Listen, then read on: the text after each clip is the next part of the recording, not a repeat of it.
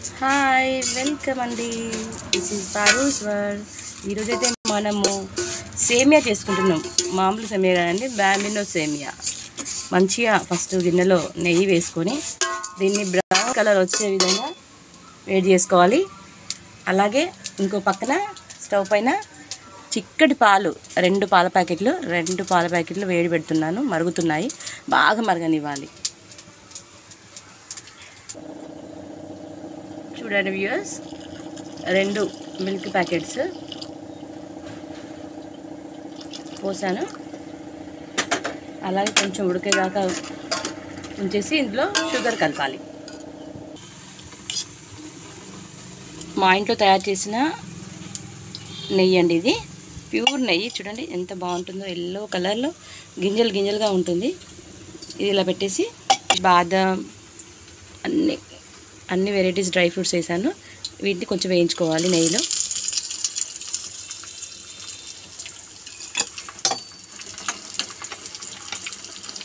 కొంచెం brown colour వచ్చేదాకా చూసుకొని పక్కన పెట్టుకొని సేమియా అయిన తర్వాత దాంట్లో వేసుకోవాలి. ఈలోపు సేమియా మనకు కొంచెం బాయిల్ అవుతూ ఉన్నది.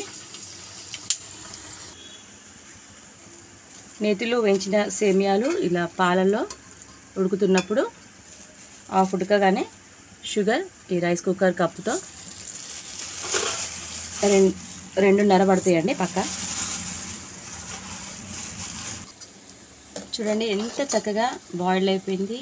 మీద చూడండి నెయ్యి ఎంత చక్కగా ఉంది. షుగర్ కూడా సరిపోయింది. కాకపోతే ప్రసాదం కదా, టేస్ట్ చేయొద్దు. ఇప్పుడు డ్రై ఫ్రూట్స్ అన్నీ నెయ్యిలో వేయించుకున్నాను. కాసంత నెయ్యి ఇప్పుడు కూడా వేసుకున్నాను. డైరెక్ట్ నెయ్యి వేస్తే పాలు పలికే పరిస్థితి వస్తుంది. అలా కాకుండా కాగబెట్టిన తర్వాత డ్రై ఫ్రూట్స్ చల్లగైన తర్వాత వేయాలి.